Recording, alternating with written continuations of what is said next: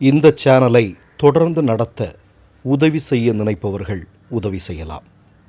வணக்கம். 2 நாளைக்கு முன்னாடி தமிழ்நாட்டில் ஒரு வீடியோ மிகப்பெரிய அளவில் வைரல் ஆனது பற்றி நீங்கள் கேள்விப்பட்டிருப்பீங்க.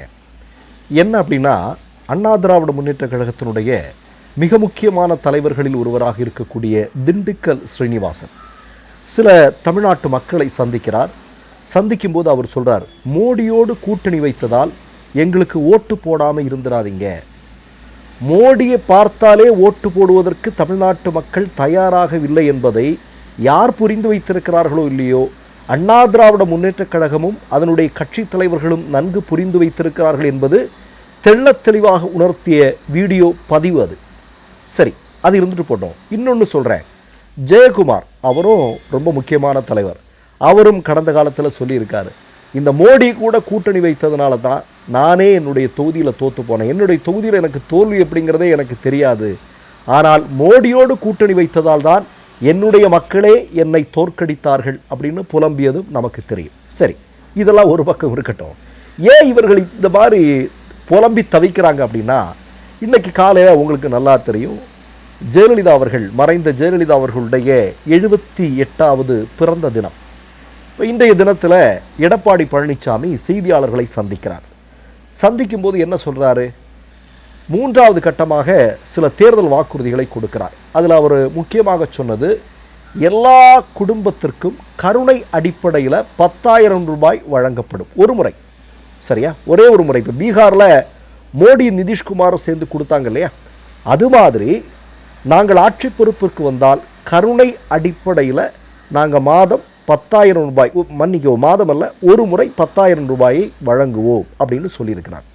அதுக்கப்புறம் உங்களுக்கு தெரியும், எம்ப்ளாய்மெண்ட் ஆஃபீஸில் பதிவு பண்ணியிருக்கிறவங்களுக்கானது, பிறகு மீனவர்களுக்கானது, இதெல்லாம் அப்படி நிறைய சொல்லிட்டு போகிற. எல்லாமே பணம் 2,000னா இப்போ 3,000, 5,000னு சொல்லிட்டு அவர் பாட்டுக்கு அவர் பேசிகிட்டே போகிறார்.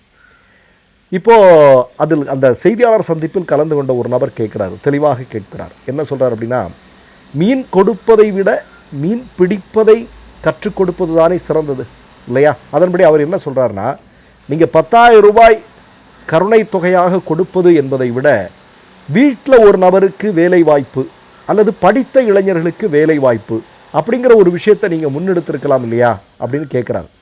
அதற்கு அவர் சொல்கிறாரு, தமிழ்நாடு இன்றைக்கி தமிழ்நாட்டு மக்கள் விலைவாசி உயர்வினால் ரொம்ப கஷ்டப்பட்டுட்டு இருக்கிறாங்க. பெரிய ஐசியூவில் இருக்கிற மாதிரி தமிழ்நாட்டு மக்கள் இருக்கிறாங்க. அதாவது மோடியே சொல்லியிருக்கிறார், இந்தியாவிலேயே சிறந்த மாநிலமாக இருப்பது தமிழ்நாடுன்னு சொன்னதற்கு பிறகு எடப்பாடி இப்படி ஒரு கதையை சொல்கிறார். சரி, அதெல்லாம் இருக்கட்டும். இப்போ நம்ம என்ன கேட்குறோம், இன்றைக்கு இந்தியாவில் மிகப்பெரிய அளவிலான விலையேற்றத்திற்கு மிக முக்கியமான காரணம் என்ன? பெட்ரோல் டீசல் விலை கட்டுக்கடங்காமல் எகிரி கொண்டிருப்பது இல்லையா? கேஸ் சிலிண்டர் விலை எகிரி கொண்டிருப்பது. நீங்கள் 2014 இந்தியாவில் 1 லிட்டர் பெட்ரோலுடைய விலை என்னங்கிறது நமக்கு தெரியும். உலகெங்கிலும் உள்ள கச்சா எண்ணெயினுடைய விலை மிகப்பெரிய அளவில் குறைந்த நேரத்தில் கூட மோடி தன்னுடைய நண்பன் அதானிக்காக இந்தியாவில் எந்த விதமான விலை குறைச்சலையும் அவர் ஏற்படுத்தலை, எந்த குறைப்பு நடவடிக்கையும் அவர் ஏற்படுத்தலை. இப்போது போதா குறைக்க ரஷ்யாட்டிருந்து சீப்பாக வாங்கிட்டு வந்தோம், அப்போவும் குறைக்கலை. இனி எகிறப்போகுது. ஏன்னா அமெரிக்கா சொன்னதற்கேற்ப இனி இப்போ மோடி வாங்க ஆரம்பித்தா இது அல்ல, 1 லிட்டர் பெட்ரோல் விரைவில் 150 ரூபாய்க்கு வந்துடும். இதற்கு எதிராக ஒரு வார்த்தை கூட பேசாமல் இருக்கக்கூடிய எடப்பாடி பழனிசாமி 5 வருடமாக 11 வருடங்களாக மௌனம் காத்துவிட்டு இன்னைக்கு விலைவாசி ஏறிடுச்சுன்னு இப்படி ஒரு விஷயத்தை சொல்லும்போது தமிழ்நாட்டு மக்கள் அதை பார்த்து எள்ளி நகையாடுவார்களா இல்லையா? ஏன் எடப்பாடி பழனிசாமி இப்படி அடிக்கடி தேர்தல் வாக்குறுதிகளை அள்ளி வீசிட்டு இருக்காரு? ஒன்றே ஒன்று தான். முதல்வர் மு.க. ஸ்டாலின் ஒரு 5,000 ரூபாவை தமிழ்நாட்டில் இருக்கக்கூடிய பெண்களுடைய வங்கி கணக்கில் நேரடியாக செலுத்தி இருக்கிறார். இது பாஜக கூட்டணிக்குள்ள அவ்வளோ பெரிய அளவில் பதட்டத்தை உருவாக்கி இருக்கிறது. ஏன்னா இனி தேர்தலே நடத்த வேண்டாம், எப்படியும் திராவிட முன்னேற்ற கழகமும் அதனுடைய கூட்டணியும் ஒரு மாபெரும் வெற்றி பெறப் போகிறது என்பது தெரிந்து விட்டது. இப்போ இதுக்கு என்ன பண்ணுறாருங்க அப்படின்னா, இந்த மாதிரியான அதாவது யாரும் நம்ப முடியாத அளவிற்கான வாக்குறுதிகளை கொடுப்பது. இப்போ நான் என்ன கேட்குறேன், அந்த செய்தியாளர் சந்திப்பிலே ஒருத்தர் கேட்குறாரு, இதற்கான நிதிக்கு எங்கே போவீங்கன்னு கேட்குறாரு. வரி அதிகமாக விதிப்பீர்களா அப்படின்னு. அதாவது நமக்கு 10,000 ரூபா 5 வருஷத்தில் ஒரு வாட்டி 10,000 ரூபா நமக்கு தருவாராம். அதுக்கப்புறம் நம்ம தலையில் இன்றைக்கி மோடி பண்ணிகிட்டு இருக்கிற மாதிரி நம்ம தலையில் மஞ்சள் அரைக்கிறதுக்கான வேலை. அதாவது எப்படி, எல்லா அத்தியாவசியமான பொருட்களின் மீதும் வரியை ஏற்றுவது. அப்போ கொடுத்த 10,000 ரூபாவில் 10,000 ரூபா ஒரு 2 மாதத்திலே திருப்பி எடப்பாடிக்கு கொடுக்குற மாதிரியான ஒரு திட்டம் தான் இது.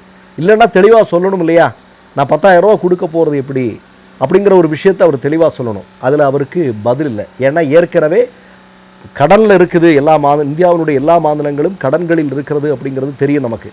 அப்படி இருக்கும்போது இவர் பீகாரில் நிதிஷ்குமாரும் மோடியும் செஞ்சது மாதிரி உலக அமைப்பிட்ட வந்து கடன் வாங்கி இதை கொடுத்துக்கிட்டு பிறகு பீகாரில் திரும்பி வாங்குகிற செயலெல்லாம் நடந்துட்டு இருக்கு இல்லையா, அதற்கான திட்டமா அப்படிங்கிறதெல்லாம் நமக்கு தெரியல. மொத்தமாக என்ன அப்படின்னா, தோல்வியினுடைய உச்சத்தில் இருக்கிறார்கள் அப்படிங்கிறது எடப்பாடிக்கு நல்லா தெரிஞ்சிருச்சு. அப்போ இதே மாதிரியான ஏதாவது ஒரு வாக்குறுதிகளை அள்ளித்தளித்தாவது மீண்டும் ஆட்சி பொறுப்பிற்கு வர முடியுமா என்கிற ஒரு கனவுல எடப்பாடி இருக்கிறார். ஆனால் எடப்பாடிக்கே தெரிந்திருக்கிறது, மோடியோடு கூட்டணி வைத்தால் நம்மளாவது வெற்றி பெறுவோமா அப்படிங்கிறதே மிகப்பெரிய சிக்கலான ஒரு விஷயம்.